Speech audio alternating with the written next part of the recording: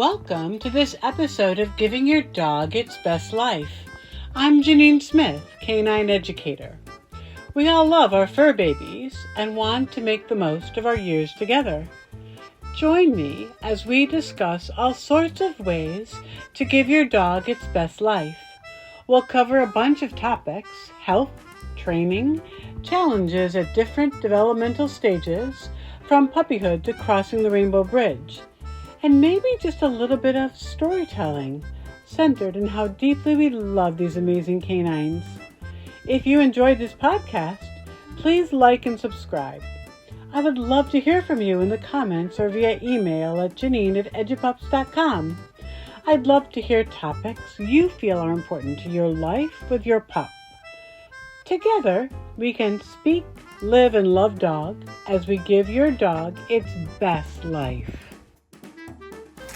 Hello, my guest today is Deassa Binstock, co-founder of the Ripple Effect Animal Rescue in Napa, California.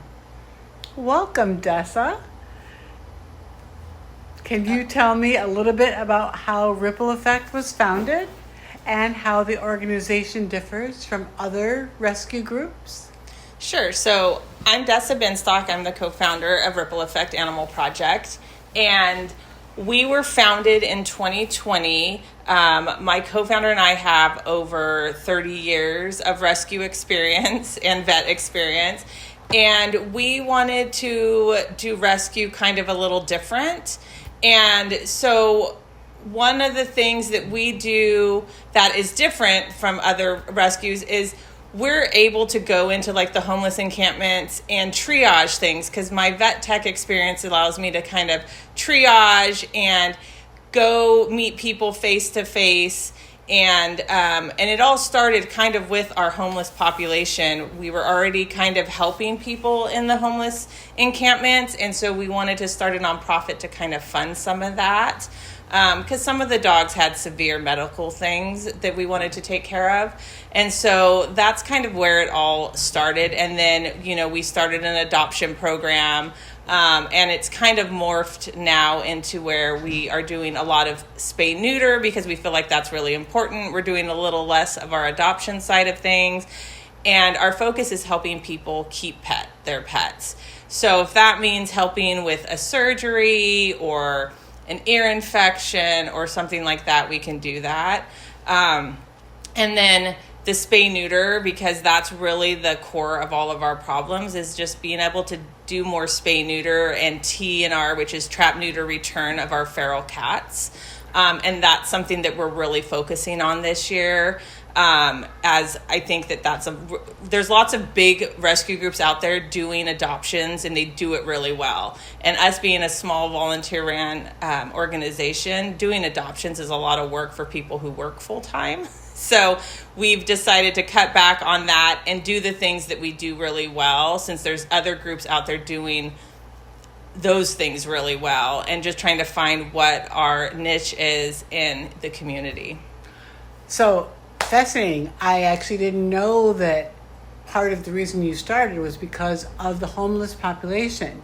And, on social media, you always see things where some of the homeless people will give their last meal to their dog or to their cat. Do you find that the people are truly, really connected to their animals and would do whatever they could for the most part to help them? I would say most of our unhoused people a lot of them are unhoused because they don't want to leave their pet behind. So they have chose to stay with their pet. I do know now that our homeless shelters are allowing pets. So things are changing, and then the unhoused are being housed and working on work experience, and things are changing a little bit, but there's still need for help, right? They don't have the funds to sometimes even get vaccines. And so, making sure their animals are fixed and making sure they have their vaccines and making sure that, they can call. I get lots of phone calls from different people, most of them now are in housing through like a boat or things like that. Yeah. But they, this is what's going on with my animal, and I can talk to them and say, this is what you can do, or no, we need to get that in to be seen, or, and try to, because before it was, everything went to the vet. Well, it's hard to get vet appointments, right? Like, Yes. And so if there's things that, if their dogs are itchy, like I can give them flea medications, they can give Benadryl, right? There's things that they can do in the meantime, and if those things don't work, then we can make a vet appointment for, a hot spot or, ear infection. So, we just try to help them as much as we can. And it is a little bit easier now that most of our homeless population is being housed. That has been a huge thing in our homeless population lately. That not as many people are living out in the encampments with their pets. Wonderful. That's a good thing. I know when I interviewed Dr. McGreen that she said that Silverado works quite closely with Ripple Effect. Are there quite a few veterinary practices that can help out with these animals? So I use my vet, Dr. McMillan, with Napa Valley Veterinary Concierge. She's wonderful. She definitely helps me with a lot of my animals. And Silverado, when maybe we're too busy, and Silverado's really good at letting me drop off an animal or, things like that. And I couldn't do this without them. And, and then I obviously do tons of work with Napa Humane because they do most of my spay neuter. But like Silverado this week gave me a few highly discounted spay neuter appointments. Awesome. So I'll get a few extra animals in. So yeah, the two vets I work with, and also Calistoga Vet Hospital up in Calistoga. Dr. Franklin's been amazing. He's helped me with a few cases as well. I have a cat that's being fostered up in Calistoga that had to have all of her teeth removed, a young cat, and so they've been doing a lot of work with her up there. So they're another great resource. Yeah, I've heard great things about that hospital as well in Calistoga. So besides the homeless population, do you see patterns of why certain animals are actually giving up? And this might be more of a question that I end up asking Napa Humane as far as the animals they see. If it's more behavior issues, financial strain, choosing the wrong animal for their lifestyle. Yeah, what do you so think, Deassa? because I worked at the animal shelter for 3.5 years, and I think it's changing why people, behavior issues definitely can be a problem. Lack of training, lack of resources. Housing is huge. I would say the most emails I get are people who are moving, either didn't plan accordingly or truly are having trouble finding pet-friendly housing. I'd say to me that's the biggest one. Sometimes people get animals that are maybe too active for their lifestyle. I'm sure that is, but I do think housing is one of the biggest issues. Or people, I just sometimes think people don't realize what a commitment an animal is. Yes. But also I think people think that they need to work from home to have a pet. Well, I don't work from home. My dogs are home, some days 8+ hours. But I'd like to think that having my dogs in my home, being loved, being fed, is way better than sitting in a cage at a shelter. Or the alternative, we're lucky in our area that, animals don't get euthanized for space. Yes. But other places, I get emails, and I actually don't even open them anymore because I get emails every day with a euthanasia list from random shelters. And if you, we can't save them all. There's not enough. There's not enough homes. There's not enough space. So we try to do our best. Right, you do what you can do. Each animal saved is a life saved. Exactly. And that's really how you have to look at it. Yep. I felt that way with teaching, that some of those kids, I wanted to take them all home with me, but I know you can't. So as you said, you've always worked for a long time as a vet tech.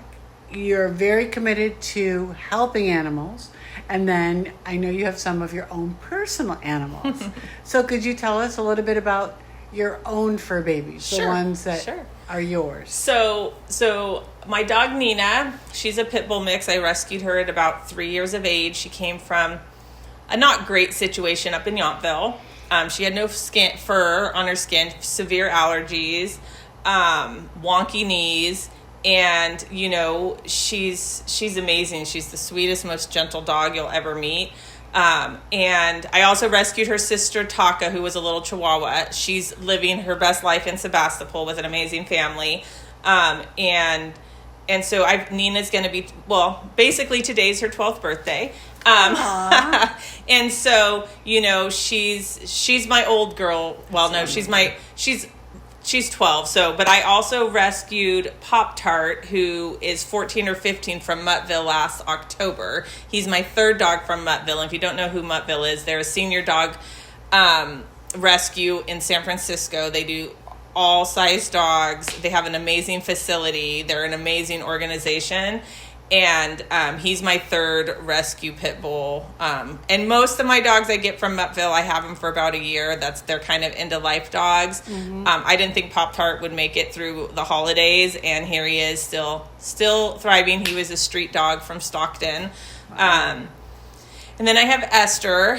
Esther is just turning 8. She's a bipod, so she has no rear legs. She had spinal injuries when she was 1 or 2 days old. That's how she kind of came. Her and her sister, it was Polly and Esther, and that's how they came to us. Polly's living her best life on a cattle ranch, like out by Redding somewhere. And then, Esther just, she's like the dog that is just, she proves to us that, it doesn't matter what your disability is. Mm-hmm. She just lives each day like it's the best day of her life. And, you have a bad day, you come home, she jumps up to you, she smiles, she's happy. She doesn't let her missing legs slow her down. And then I have Razzie, and Razzie is 8.5, and came to me at about 8 months of age, severely abused, skin and bones, prolapse rectum. Like, she was quite the mess.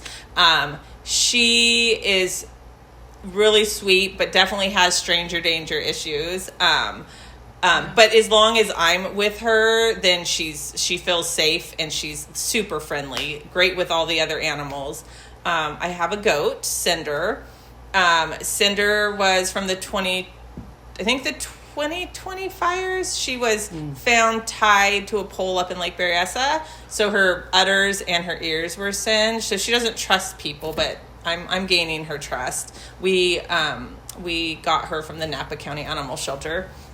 And then I have an outside cat, Goose, who was a feral that I trapped. And I've had her almost 2 years, and she's I can pet her, but she does her own thing. Yeah. So yeah. Well, yeah. You have quite a menagerie. I know. And that's wonderful. That's wonderful. Again, I kind of go off script sometimes, but I'm just wondering, with some of the animals that you see, mm-hmm. Is there a small or large population that is from an abusive family? And what about fighting? Like, when you say pit bulls, are you seeing animals from that fighting stock here? Not really. I feel like, do we get neglect cases? Yes. I was part of a big thing with the DA a couple years ago with a homeless guy and his dogs, and one of his dogs was basically starving to death. And so, but we don't really see, dog fighting's not as big of a thing out in our area. Does it happen? I'm sure it does, but we don't see it that much, especially around here. I've worked with some of the dogs from dog fighting, like the Michael Vick case and stuff because I also volunteer with Bad Rap in Oakland, they're kind of I kind of follow their lead on how they do things, and they have this project called Keep 'Em Home, and that's a really big thing for them, and helping kind of the same idea, helping people keep their animals? What can we do to help people keep their animals? Sometimes it's a matter of fostering an animal for a month, or just simple vet care, right? They're feeling overwhelmed at the moment, or, you know, because people will live in their car to keep their animals. So and the one thing with fighting dogs that I think people don't realize too is a lot of those dogs fight to survive, right? Like, so, you know, you get them out of that situation and you have an amazing, I mean, I know ex-fighting dogs who went from that to being great with other animals, therapy dogs, you know what I mean? So they did what they had to do to survive, and then you put them in the right environment. So some dogs go through bad experiences and they're scarred. Yes. And you just keep them safe. Yep. But some dogs, just like with people, are super resilient, and once they get on the other side, they're, you know, you wouldn't know that they'd gone through a bad experience. I agree. So I want to talk about some of your programs that you do. So you talked about your trap, neuter, return program. And I know that would be for feral cats. Is it for other animals as well? So it's mostly feral or community cats, because not all the cats that we're trapping in communities are feral, right? Some are just cats that have been dumped, or, you know, and the reality is there's not enough space in all the rescues and shelters, like, and so, you know, we go out, and if there's kittens and they're friendly, we will either keep them in our program or get them to the shelter. There was a mama cat and her kittens in someone's backyard, and the two kittens were a little bit older but super friendly. The shelter took them for me. I have Mom right now in an enclosure waiting to be spayed. And then once she's spayed and vaccinated, she's actually going to go up to We Care in St. Helena and get adopted out through there. Cool. Because I'm foster based. It's really hard to adopt cats out from fosters, right? They don't get the exposure like if they're at the shelter or We Care, where you can walk through their facility. Right. And so, you know, I do have kittens up for adoption. I usually tend to keep kittens that maybe have a medical problem. Like I have a kitten that's partially blind. And so those are the cats I keep, or cats that have really bad upper respiratories. Those are the cats I keep. You know, I try to get the super healthy, super social ones to like the shelter or some place where they can be adopted more quickly. And then I work on the medical side of things, or socializing, right? Or I work on socializing. But, you know, like I said, I really want to get away from the adoption. It's a lot of work. It's a lot of managing of the foster program. Dogs, I mean, I've definitely fixed a lot of dogs up in Lake County that are strays, or they don't really belong to anybody, or maybe they might have a homeless person that feeds them. Right. But I definitely will help get some of those fixed if I have the space to do that. We don't really have that problem in Napa. We don't have like stray dogs just amok, and if they are stray, they go to the shelter, right? Animal control picks them up. Lake County doesn't have that, so I do help up there sometimes as well. But as far as, you know, it's really mostly the TNR project is really feral cats and starting a colony and finishing it, right? Because I think what happens is I've worked on a few colonies where people start and then they give up or they just move on. Right. And so we are really working hard at trying to get every last cat, and that can take time. It doesn't, you know, you get a bunch of them at first, and then then there's always a couple holdouts, and it's usually the females, and those are the ones you want. So you know, and I just recently had a volunteer build, Lisa Visa and her friend built me a 10 by 12 cat enclosure, and it's allowed me to trap and hold cats and then when an appointment becomes available, I can just catch them and take them in. That's great. So I'm not trapping on a schedule. It's also given me a place for like some of the sick kittens to sit out there, and then volunteers can come and socialize them. So it's, you know, it's giving me a lot more ability to be able to, you know, and that the materials cost us about $800, but it's so worth it, you know, to do that. For sure. So I know you're getting away from the adoption end of the business. Can you recommend to our listeners places that they can go if they just want, first of all, any animal? We know, Humane Society, the shelter. But what if they have a specific idea of they want either a senior dog or they want a specific breed or they want more of a younger dog? Or So, I mean, any breed that you love, there's a rescue for it. So go to that rescue. You look, I mean, but you can look on Pet Finder. A lot of people post their animals on Pet Finder.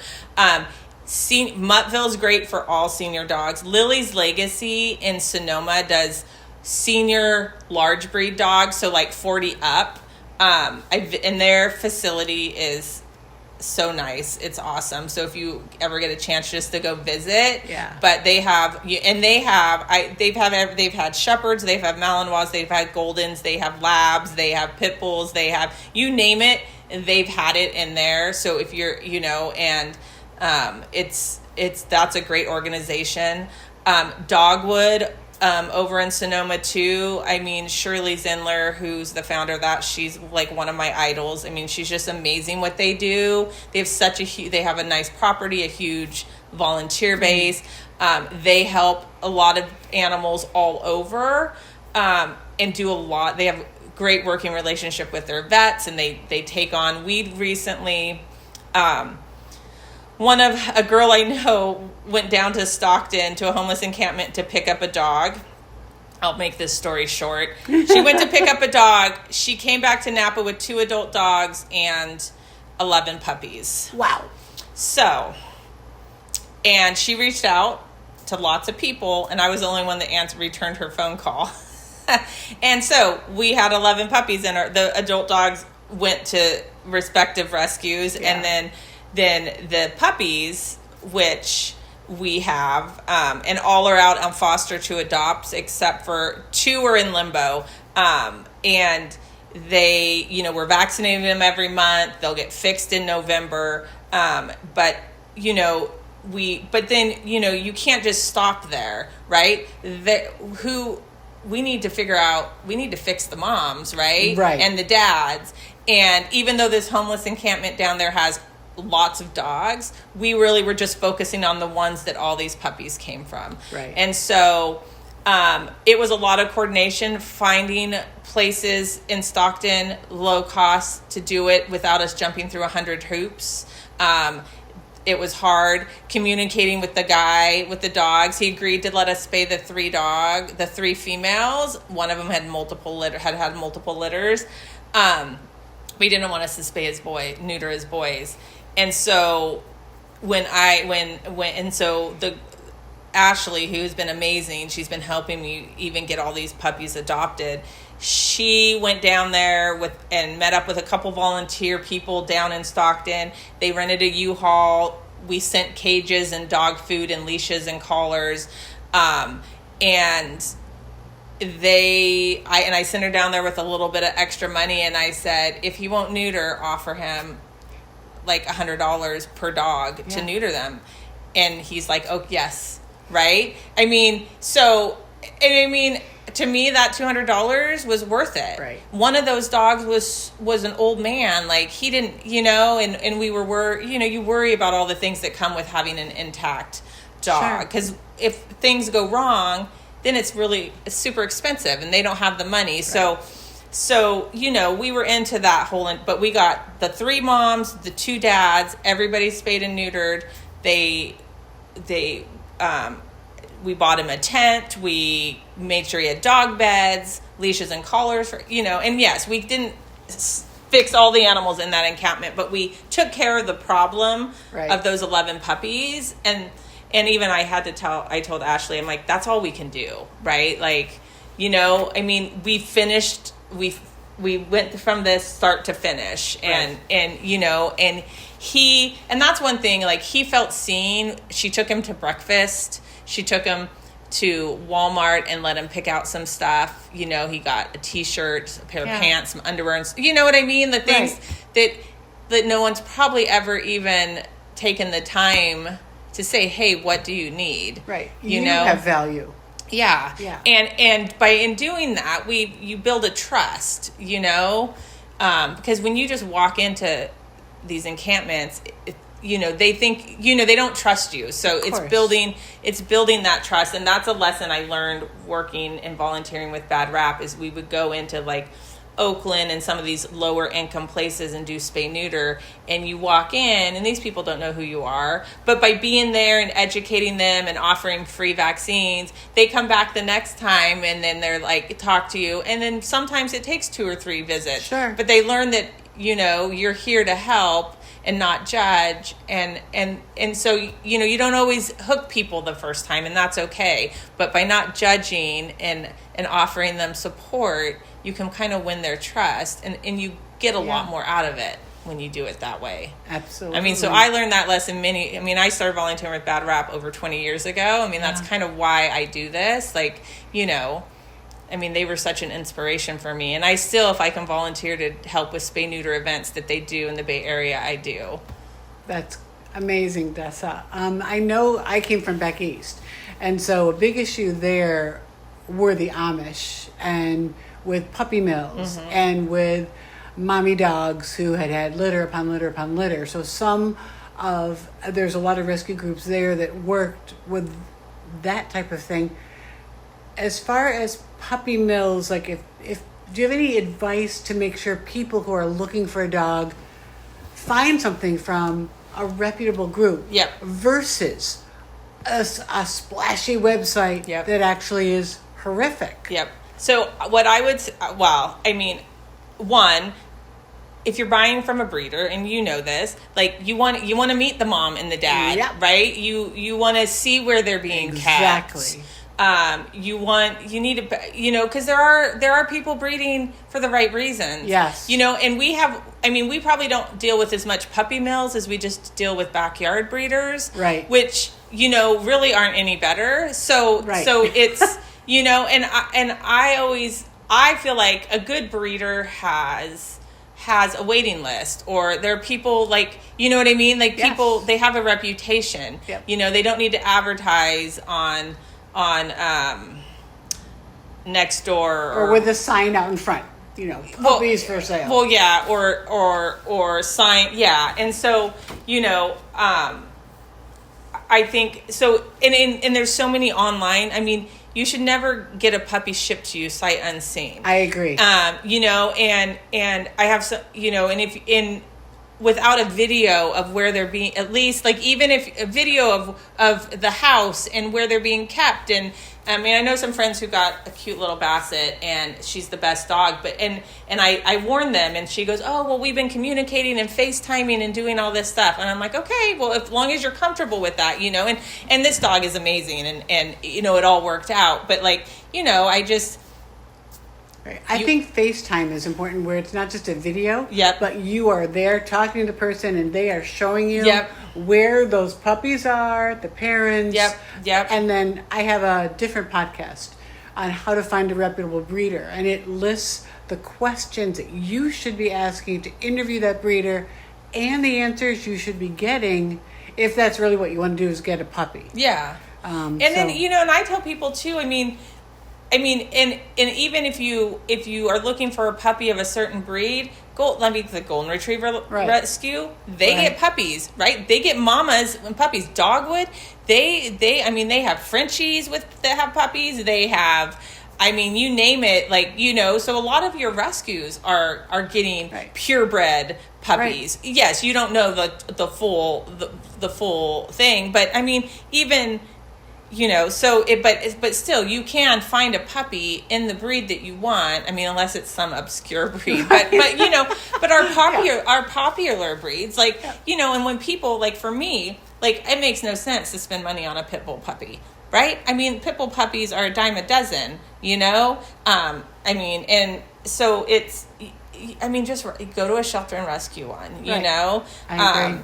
And even our French bulldogs that are being overbred right now, that's the one. They're in the shelters. Like our Napa shelter just had 3 get adopted. And amazing. One of them had a few medical things, but they got adopted by a Frenchie family who understands, some of that. And so, but these dogs, you can find them anywhere.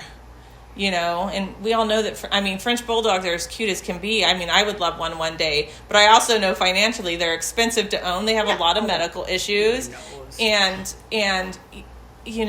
it's people don't realize what they're getting into for a different reason with that breed. Yes. Very true.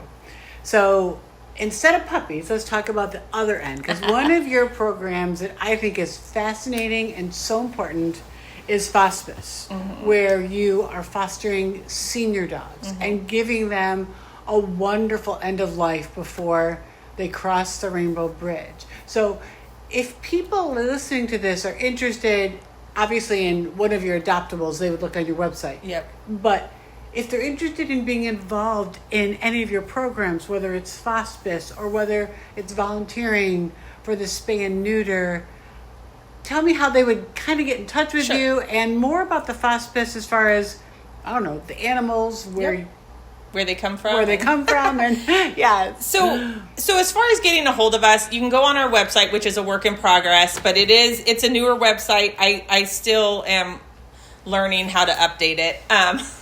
But because I'm, again, being volunteer ran, I kind of am in charge of everything. And then email, it's rippleeffectap, so applepaul@gmail.com. But you can get us our email through our website, which is rippleeffectnapa.org. And I'm really good about returning emails. Yes, she is. It's real. That was one thing that I hear a lot from people, is that I've reached out to all these groups and no one got back to me. Even if I cannot help you, I'm going to respond to your email. Do I miss some every once in a while? Sure, I'm human, but I am really good. Emails, text, phone calls, but it's important that people get a reply of some sort. And so as far as the Fospice program, this is something that I love because I love old dogs. Like puppies, kittens, babies, not my thing. The old animals, the elderly, like it's always been kind of what I love to do. And so I love to pull senior dogs, end of life senior dogs, or even just senior dogs. Like they don't have to have a medical problem. Most of my Fospice dogs I pull live way longer than we think they're gonna live, and I don't know if it's from good care or what, but they tend to keep going. But in our Fospice program, like we take care of all the medical. We'll supply people with whatever they need, food. But we also allow people to do what they want. Like if they want to feed like a dog the same food they feed their dog, that's totally fine. Like people can put in as much or as little into it as they want. And even sometimes, like we had an older big dog that was living with a woman who she'd fostered a Fospice dog for me before, and she was willing to take this dog, but this dog ended up being more active. When I pulled it from the shelter, they made it sound way sicker than it was. And it came from a shelter, Dublin shelter. His name was Gramps. And so he was a little bit too much for her. So I got dog walkers to come over once a day, and because he was still pretty active, and take him for long walks. And he actually got adopted, and you'll see him around town. His name is Big John now. And they absolutely love him. And his issue is he was just in the beginning stages of kidney disease, if I can even call that because I've redone his lab work. And I have a hard time saying has kidney disease. It's like so minor. So he's just on a kidney diet, and he'll probably live a totally normal life. But he was adopted. We have Eugene, who just left yesterday. He's out on a trial run with a family, and he's not technically Fospice, but he's a dog that we would forever foster. So they would take him, and we would just keep up his medical, like check his lab work, and things like that. But if people are willing to take a Fospice dog, I will find one and pull one. Because I think about some families I know who have recently lost their dogs, and they're senior citizens, and they really, really want a dog. But I think about puppies with these people and think that may not be your best fit. What about having a dog who's more kind of and on your level. Yeah, and even if you don't do a Fospice dog, just a senior dog. Right. We see that so much at work, like these older people getting young dogs, right? Like, and so and falling, and they can't handle them. Or kittens. I mean, it's the same thing. And I know it's hard, but like I always like you have to think like a cat's gonna live 20 years. Like, you got to have a plan. Yeah. You know, but there were definitely older dogs, like I said, like Lily's Legacy and Muttville. Like if you're a senior, you know, like that's the perfect fit. And our animal shelter gets senior dogs. Yeah. You know, and I mean, go down there, and they get small senior dogs because you know what? And a lot of times, the dogs that end up at the shelter, it's because somebody died. Right? So it's not that there's nothing wrong with the dog. Right. I mean, we just took in a little Fospice, Coco. She's a Yorkie. I think she's 14. She has mammary masses. Mm-hmm. You know, we're just letting her live out her life. She's in a great home. You know, I'm not putting that dog through surgery. No. And, you know, and we'll just let her, you know, she's on some anti-inflammatories for her arthritis, and, you know, we're just letting her live her best life. You know, because sometimes, you know, you don't have to do all of the things. It's just about giving them a good quality of life. Yeah, and for however long it is. Right. I mean, and my guess is this dog's probably going to live another 3 years. Yeah. Who knows? I mean, and we don't know what those mammary masses are. You know, they could be slow growing. They could be just fatty tumors. Well, they're worse than fatty. They're definitely not good. Okay. They're your normal lumpy, bumpy ones. But, you know, so the Fospice program is something that would be, if in a perfect world, that's all I would do. Is take in the old dogs, and I'll never have another puppy. I mean, I have a house full of seniors right now, and I love it. Mm-hmm. You know, and it works for my lifestyle because I'm busy with work and the rescue, and so my dogs are couch potatoes. Yeah. You know, like we go play for a few minutes and they're happy. I don't have to take them for a walk every day. Right. I mean, if they get a walk, they're excited. Right. Right, because it's a treat. So. Yeah. And that is one of my goals eventually when my life situation changes, where I don't have 4 Goldens in my home. I would love to do that. I would love to add a senior dog or 2. And I feel like senior dogs, like I can go, like when I Pop-Tart home, and same with my other ones, is when I went to Muttville to grab, I saw a picture, I talked to the foster, because Pop-Tart was in a foster, and I met him, and I mean, I knew I was bringing him home. I didn't have to even meet him. But, like, I don't have to worry about intros, right? He just comes. He's old. He doesn't care about anything. My dogs don't care about the old dogs that come in. Yeah. That's all they know. Right. There's always a new oldie coming in. And everybody just gets along. So let's talk about donations, special events, because money and things are important. You need to have support. So besides monetary donations, do you also accept things like food and leashes, collars, you name it, that kind of stuff? Yeah, so we definitely dog and cat food, because what we don't use, like for the rescue animals, I give out, there's a lot of people that I give food out to that are low income. They know they can call me if they don't have money for food. And even sometimes, like if I have expired food, like newly expired food, I will send it up to some of my friends up in Lake County, and they feed the feral dogs and cats with it, right? So we don't really let anything go to waste. And I get probably sometimes more food. Like I keep the really higher quality stuff for the animals, and then, you know, I disperse other things. Leashes, collars, dog beds, you know, we just ask that things not be too dirty because we can't really wash. We don't have the resources to wash. We don't have like a commercial washer and dryer or anything. So when things are, you know, but anytime we get more donations than we know what to do with, we share it with other other groups, like, if, like, I know Napa Humane was asking for, because they're our spay neuter clinic, they were asking for cat carriers, right? Because they're running low. They lend them out and they don't come back. Right.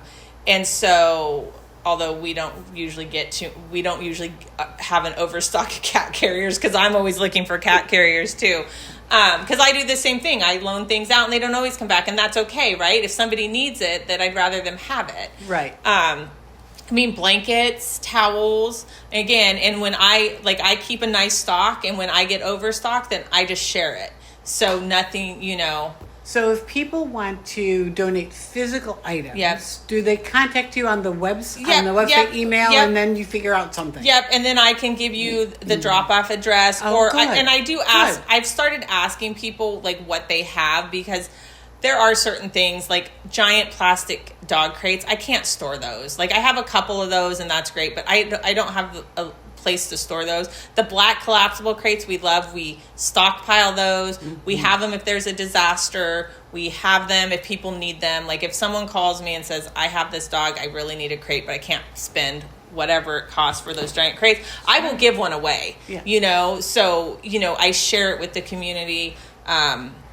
And so, but I've started asking what people are donating, because I do sometimes get stuff that, people have donated broken crates, and then, then I'm paying for a dump run. Right. So I try to make sure that what's coming is usable. Right. So if it's used, it should be very gently used or pass for now. Yeah. Yeah. Okay. And then I know you've got an event coming up on September 21st. Tell us a little bit about some of the things you have coming up. Yeah, and I know it's coming up quick. So this is we're hoping it'll be our first annual open house. And our friends have some property on Vichy, and that's where it's going to be. We're going to have some local vendors. It's free to attend this year. We're just asking people to bring us a bag of dog or cat food, or if they want to make a monetary donation, that's fine. But there's no entry fee. We're going to have Annie's food truck's going to be there. We're working on a couple other food options. My friends have Charlie. It's a cocktail truck that goes to events. So fun. Tito's handmade vodka. They donated vodka, so we will have cocktails. Nice. And beer and wine. And there'll be live music. Camille with Shake It Off Dog Training. She's going to be there doing some dog demos. Cool. And we're auctioning off a dog house that is fully furnished with a front porch and lights. Oh, fun. And then we're going to have some other silent auction items. And it's dog friendly, well behaved dogs on leash. So, and we're working on some other things, but it's going to be. We just want it to be fun. We want a bunch of dog people to come together, and hopefully we'll raise a little money for the rescue. Our spay neuter bills, we spend anywhere from $1,500 to $3,500 a month on spay neuter. And that's not, and then who knows how much we're spending. On at Silverado, and my vet bills are usually around $1,000 through my vet, and I have a running tab at Silverado Vet because I do the bigger stuff there. Right. So we're always our budget each year is about $100,000. That's what comes in and that's what goes out. Mm-hmm. And all to the animals. So, the more money that we bring in, the more surgeries I can do. Right. So, and we're kind of, we don't spend more than we have. Like, that's our, there's no credit cards, there's no nothing. It's just like the money that comes in goes right back out into the animals. So. Well, Deassa, I have to say that your passion is so strong. People who listen have got to be very much caught up in what you feel, which I think is fantastic. So I'm really hoping that some of our listeners out there, if they're local, I hope they come on the 21st. Yeah. But if they're far away, all over the world or wherever, I hope that they can look at Ripple Effect. Yeah. And think about sending a donation, or if not to Ripple Effect, looking at shelters and animal groups in their area. Yes. But if everybody kind of reaches out, contributes, I know that many people are nowhere near your level, but if everyone can do just a little bit, it can only help. Absolutely. Right? Absolutely. But it was an absolute pleasure talking to you and finding out about Ripple Effect. And I'm excited. I need to go back now and listen to all the other places you talked about and think about them and contacting them and seeing what I can do to help the animals in our area. So thank you, Deassa, for all that you do. It is so noteworthy, so amazing. You're earning your wings, that's for sure. Well, thank you. Thank you. Thanks so much for listening to this episode of Giving Your Dog Its Best Life. If you enjoyed this podcast, please like and subscribe down below. I welcome your comments here or at Janine@edupups.com. Together, we can speak, live, and love dog as we give your dog its best life.